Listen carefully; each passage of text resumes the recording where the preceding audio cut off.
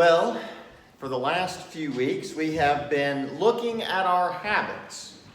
And we started our study by learning that habits are formed when the habit loop is made. And it starts with cues or triggers like emotions and thoughts and sights and places and people. We respond to those cues with some kind of response. And then our response results in some sort of an outcome, whether it's good or bad. And if the outcome was good and we enjoyed that outcome, we are likely to repeat the loop and begin forming a habit of responding to that cue each time it presents itself. We also learned that bad cues, though, like the lies the world tells us, most often result in bad habits. And so we have to cleanse our minds. We need to renew our minds, as Paul says, by getting into the promises of God. By changing our response to our cues, we break bad habits. And then we begin new, healthy, God-honoring ones. Now, last week, we looked at the bad habit we have of taking things for granted and the habit of accumulation. We learned that we need a new habit, a habit of seeking the kingdom first and living simply, serving and trusting God above all else. And we've been drawing on a couple of books, the information in a couple of books, James Clear's book, Atomic Habits, and Charles Duhigg's book, The Power of Habit. And so in The Power of Habit, Mr. Duhigg expands on the habit loop about which we have already learned. And in order to make a new habit, he says, there has to be a craving that makes us want to go through that loop. And so to illustrate that, he tells the story that way back in 1996, Drake Stimson was leading a team at Procter & Gamble to design the ad campaign for a brand new product, which had been developed about 3 years before. A scientist at P&G had discovered that a chemical substance had this amazing power not to just mask, but completely eradicate bad smells. And so P&G was sitting on a gold mine if they could only figure out how to successfully market it to the world. And so Drake Simpson and his team were tasked with marketing what we know today as Febreze. And so they began the usual work, doing testing in various markets, to see how it would do. And so they had a great success story in Phoenix. You see, in Phoenix, there lived this park ranger whose job was to go out and to trap animals that had wandered out into the desert. And so she often caught a variety of animals, coyotes and raccoons and the occasional mountain lions, but she had also had way more of her fair share of skunks that she had to trap. And she said more times than she could count, she had been sprayed by those skunks that she had trapped. And so everything in her life, unfortunately, ended up having the remnant smell of skunk. Yuck. That was until she tried this new product they were testing, Febreze. She sprayed everything in her house with Febreze, and she had finally found a way to live without the lingering smell of skunk. Well, Mr. Stinson and his team were ecstatic. They confirmed that it truly did work in her home. They visited there, and there was not even the hint of the smell of skunk. And they found exactly what they needed to market this brand new wonder product. So later that year, Drake's team began airing 2 ads in the same test cities. The first showing a woman who was talking about sitting in the smoking section of a restaurant. And whenever she eats there, her jacket always smells like smoke. And so a friend of hers tells her that if she uses Febreze, it will eliminate the odor. A second ad featured a woman worried about her dog named Sophie, who always sits on the couch. And so the woman says, Sophie will always smell like Sophie, but with Febreze, now my furniture doesn't have to. Sounds like a pretty good ad campaign, doesn't it? And so a week passes, and then 2, and then a month, and then 2. Well, the sales start out small, and they get even smaller. Something wasn't right. That was certainly not what they had expected.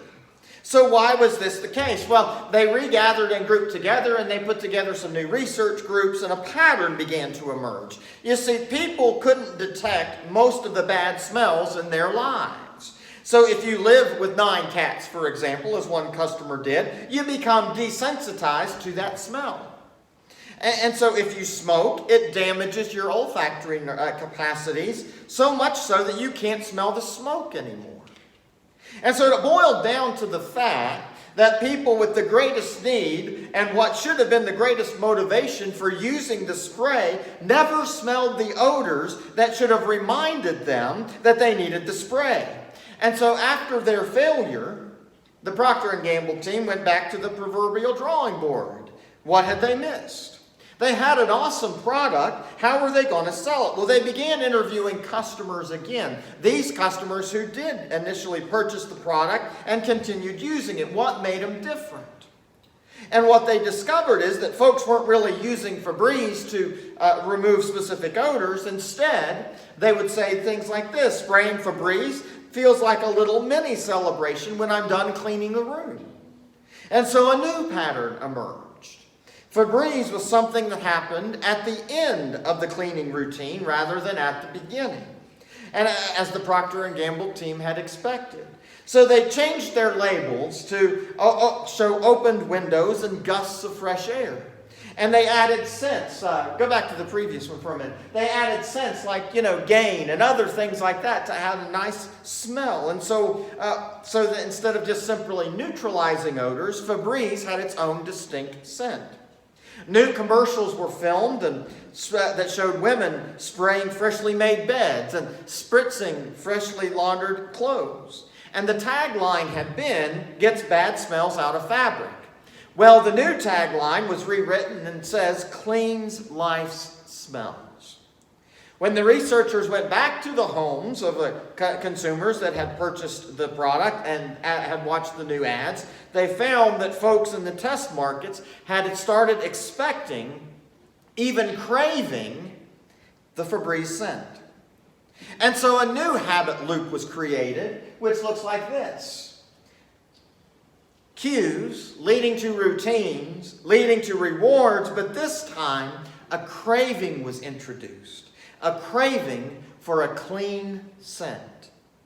Febreze was relaunched in 1998, and within 2 months, sales doubled. Within a year, customers had spent more than $230 million on this new product. But the product today, by the way, accounts for more than $1 billion sales annually for the Procter & Gamble company. Once Stinson's team created a sense of craving, the desire to make everything smell as nice as it looked, Febreze became a hit.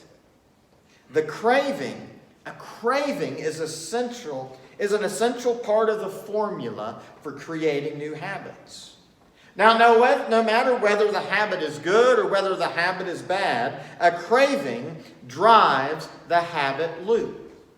Once our mind identifies a craving, that craving must be satisfied.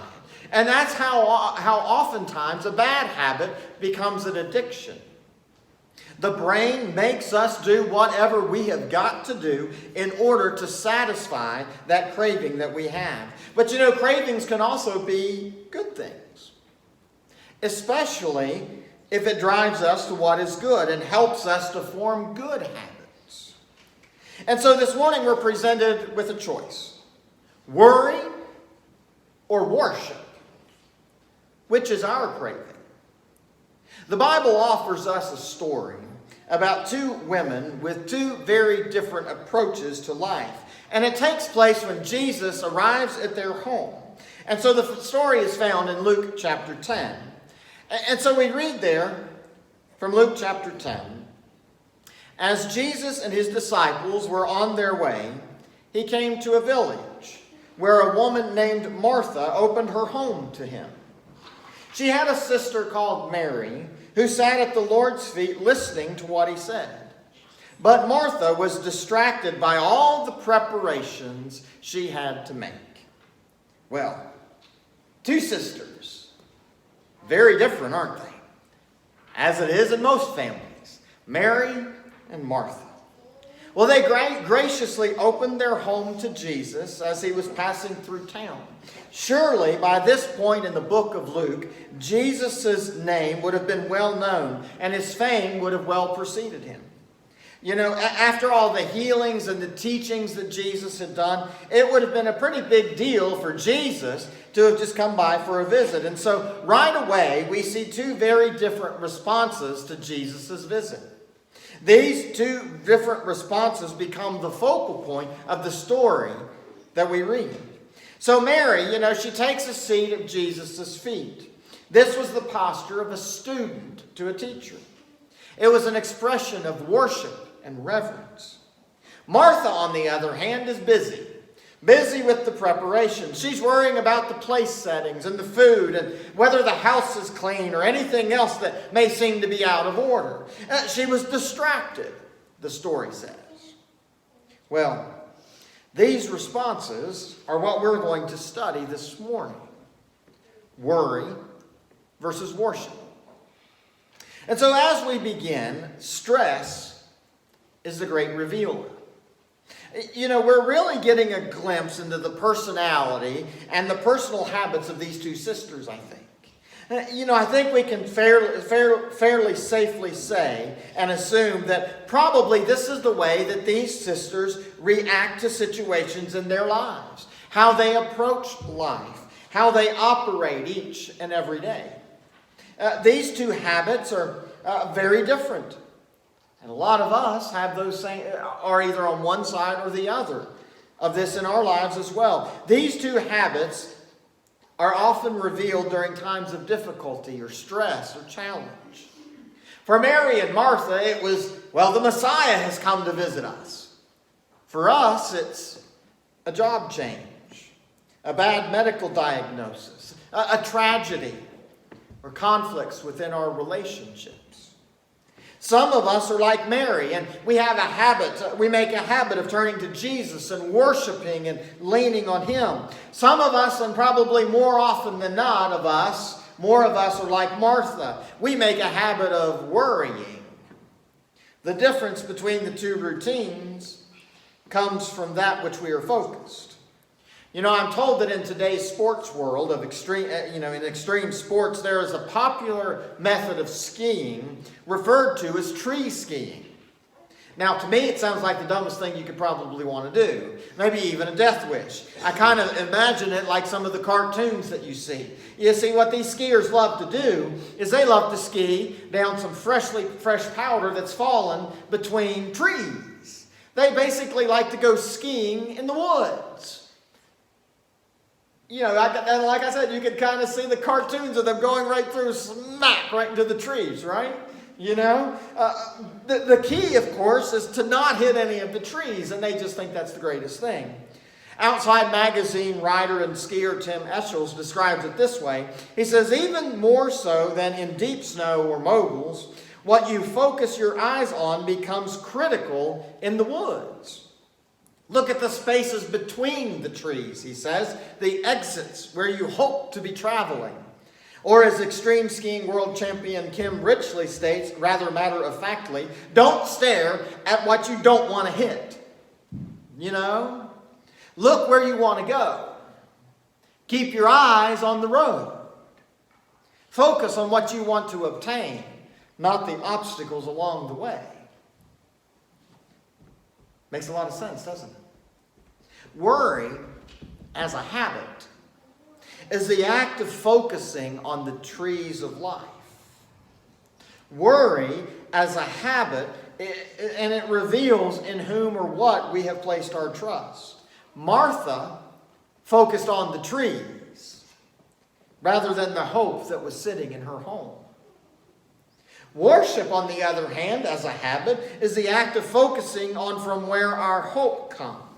Mary understood the opportunity she had. Rather than getting worked up or anxious by distraction, she allowed herself to center on simply being present with Jesus. You see, and Jesus said that this worship is the one thing You see, one of the greatest habits we can cultivate in our lives is a routine of worship.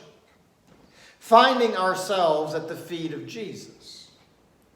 Whether it's listening to music in your car, or silently sitting in nature, or creating art on canvas, it doesn't matter. Worship takes place when Jesus receives our time, our attention, our energy, and our affection. Making a habit of doing these kinds of things allows us to navigate the roller coasters of our lives. But instead, Martha sees Mary sitting there not helping, and she comes to Jesus about what was going on. And so we continue reading on in Luke chapter 10, and it says there, Martha came to him and asked, "Lord, don't you care that my sister has left me to do all the work by myself? Tell her to help me." And the Lord answered, "Martha, Martha, you are worried and upset about many things, but few things are needed, or indeed only one. Mary has chosen what is better, and it will not be taken away from her." You see, Martha was absolutely convinced that what Mary was doing was wrong. Mary should have been in there helping. She should have been in there with Martha's busyness, which would have been right in Martha's eyes. You see, she believed that trying to make things right on her own was the correct thing to do. And so much so that she pleaded with Jesus to tell Mary to quit sitting around doing nothing and get in here and get busy. Sounds like some people in our lives. But Jesus doesn't do that, does he? Instead, he points out Martha's unhealthy habits that she is displaying. He tells her not to be worried about all of the things going on around her. And in fact, Jesus says that there's only one thing she should be worried about at that moment in time, and her sister had found it. Time with Jesus at his feet. Leaning and learning and worshiping and loving. That sounds a lot like us. You know, we busy ourselves in the church with doing all kinds of different things, none of which are inherently bad, mind you. Things like, participating in different kinds of ministries, or helping out with different kinds of offerings or donations or things like that, or taking care of families, or working hard at our jobs, or coaching little league teams. All that are good things, but being busy has become our habit. We have become a busy, anxious, distracted culture. And like Martha, this busyness has become our way of living, our way of operating every single day. And Jesus is saying in this story, though, that sitting at his feet is the one thing that we should be doing. We should be turning our attention to him. And that should be our first response, not our last resort after we have made all of the right and perfect arrangements. You see, we need to crave God. Preacher and author Jim Cymbala said it this way: if our churches don't pray, and if people don't have an appetite for God, what does it matter how many are attending the service? How would that impress God? Can you imagine the angels saying, "Oh, your pews, we just can't believe how beautiful they are. Up here in heaven, we've been admiring them for years. Oh, and that lighting in your sanctuary, oh, it's so clever. The way you have those beautiful steps going up to the pulpit, it's so wonderful." No, I don't think so. The angels aren't talking like that, no. If we don't want to experience God's closeness on earth, why would we even expect to go to heaven? Why would we want to? God is at the center of everything there, he says. A habit of worship is the conclusion that Jesus is the center of everything in our lives. He will receive our attention when things are not going as planned. He will receive our thanks when blessings come. Rather than allowing our hearts to become troubled, we will trust him. Because you see, nothing compares with being in Jesus' presence. The Apostle Paul talks about this kind of habit in other places in the New Testament. And in the book of Philippians, he's writing to the church at Philippi, and he's encouraging them and longs to see them leave behind their habits of worry and take up this new routine, this new habit of worship. And so he says in Philippians 4, do not be anxious about anything, but in every situation, by prayer and petition, with thanksgiving, present your requests to God. And the peace of God, which transcends all understanding, will guard your hearts and your minds in Christ Jesus. This new habit of worship, of spending time at the feet of Jesus, has to start with a craving. Sometimes we crave things that we have no way to provide ourselves. A job, a spouse, a baby. These are all things that we long for as we wait for God to provide them. Sometimes, though, even after we get them, we find ourselves still feeling unfulfilled because they turn out to be less than the perfect way we had imagined them. Those are scenarios that lead our souls to crave something. These are times when we find ourselves longing for more than what life is offering. And we think to ourselves, I love my job, I love my wife or my spouse, my friends, my church. I lead a full and fulfilling life, yet sometimes I feel unsatisfied. And God whispers to us, you're doing it again. And we say, what? What are we doing? God says, filling my place with other things. We need to fill our lives with the presence of God. We need to crave the presence of Jesus. We need to long to sit at the feet of Jesus. When we find ourselves overwhelmed with things to do and situations outside of our control, we become anxious. But Paul says, rather than give in to anxiety, he says, come and sit at the feet of Jesus. Sit down. Give him your worries. Give him your concerns. Give him your requests and your petitions. Give him your thanks. And while it may seem like a worthless endeavor, because we think we ought to be solving all of those problems on our own, we become so fixated on everything else rather than Jesus.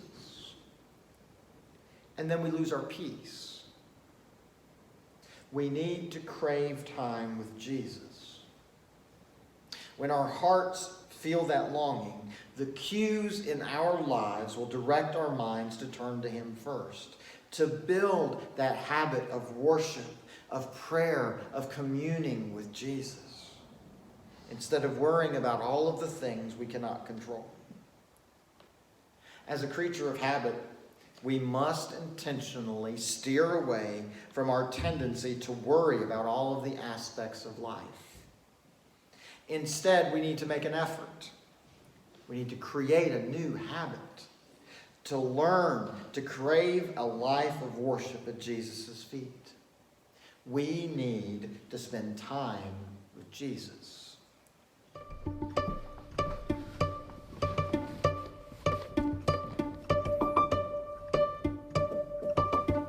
First thing in the morning, gonna spend time with Jesus. I wonder if Jason ever messaged me back on Instagram. Nope. Let's see, where am I gonna read today? Psalms is a good one. Blessed is the man who walks not in the counsel of the wicked, but his I feel thirsty. I should get a drink.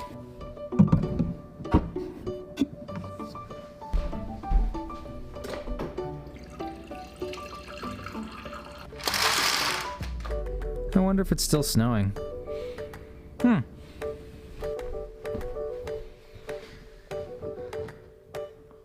All right, that's better. Now we can do this. Let's see, where was I? Blesses the man. But his delight is in the law of the Lord, and on his law he meditates day and... I'm feeling kind of tired. I should lay down.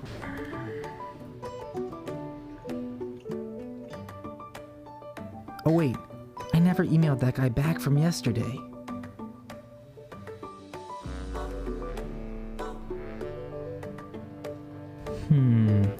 I quit sugar for 30 days. Sean, you would never quit sugar for 30 days. Ooh, NBA bloopers. Wait, what? How am I even in YouTube? I don't even remember opening the app. Ugh, an ad? Are you serious? This has gotta stop. But his delight is in the law of the Lord, and on his law he meditates day and night. In all that he does, he prospers. Don't spend time with your phone. Spend time with Jesus.